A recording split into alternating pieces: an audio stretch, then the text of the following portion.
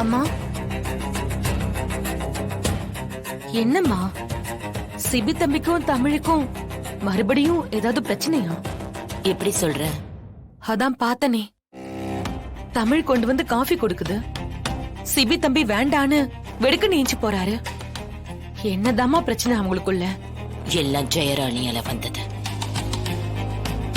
அவ வீட்டுக்கு வந்தால இதுக்கெல்லாம் காரணம் தமிழ் தானேன்னு சிபி கோவப்படுறான். சிபி விஷயத்துல நியாயம் இருக்கு, இருந்தாலும் அது கண்டினியூ ஆகக்கூடாது முத்து. அது நல்லதில்ல. விலகி இருந்து பழகிட்டோம்னா அது அப்படியே தொடர்ந்துரும். அதை விடக்கூடாது. அம்மா, இந்த காலத்து பிள்ளைங்களுக்கு கல்யாணம்னா என்ன மாதிரியான கஷ்டம், புருஷன் பொண்டாட்டினா என்ன மாதிரி உறவுன்னு புரிய மாட்டேங்குதுமா. அதாம்மா இப்ப பிரச்சனையே. நீங்களும் ஐயாவும் வாழ்ந்தது கொஞ்ச காலமா இருந்தாலும் உங்க 2 பேருக்குள்ள சண்டையே வந்தது இல்லையா என்ன? ஏன்? அதெல்லாம் வந்திருக்கு. அந்த சண்டை எவ்வளவு நேரம் நீடிக்கும்? ஒரு 10 நிமிஷம் இல்ல ஒரு அரை நாள்?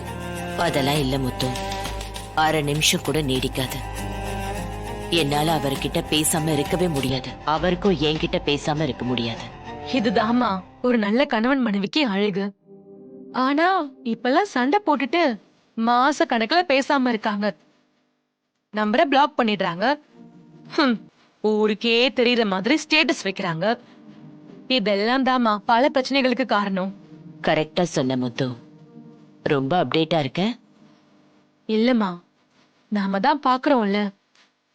இப்போதைக்கு சிபி தம்பிக்கு தமிழோட அருமைய புரிய வச்சிட்டாலே போதுமா, அவரு தமிழ் கூட சேர்ந்து சந்தோஷமா வாழ ஆரம்பிச்சிருவாரு.